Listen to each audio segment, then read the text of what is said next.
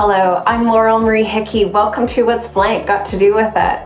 Today's What's Blank topic, fearing recessions. So what's fearing recessions got to do with it?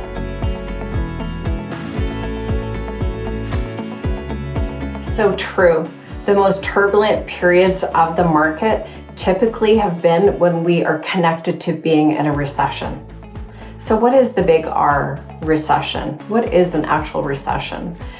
It is defined by a period of contraction. So things aren't expanding, things are contracting.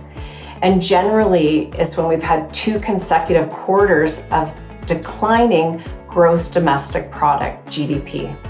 An interesting thought is to really step back from the market fluctuations that we are seeing, what we've seen in history. And if we were to look at the historical performance of a basic balanced portfolio, and a basic balanced portfolio typically is 40% fixed income, 60% equity. So if we were to look at the returns during the last 6 recessions, you would see that a balanced portfolio had a 0% rate of return. So yes, I know, nothing to celebrate, a 0% rate of return during those 6 recessionary periods. However, it's not catastrophe. It's not a catastrophe if you look at a balanced portfolio.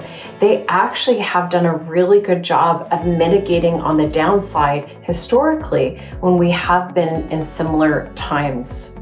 To be clear, recessions are rare. We've only had 8 recessions over the last 50 years, so only 8 over the last 50 years. But we do remember them. Our parents remember them, our grandparents remember them. And so there definitely is a fear-based bias when we think about recessions. You know, I certainly do remember my first recession, and I remember the takeaways from that. You'll have your own stories as well. But it's important to look where we're at now. It's not the actual market contractions that we should fear. The fear should be making a decision that will affect our long-term plan that we've been working towards based on how we're feeling now.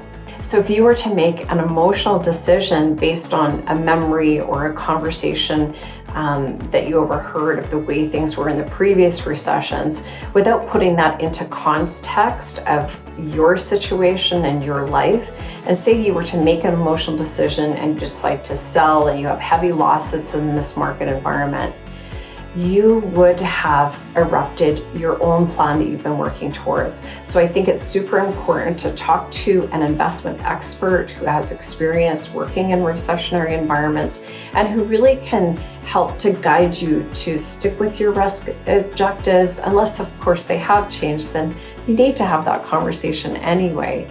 But it's really important to look in context with now, your life, and what we're seeing in this environment.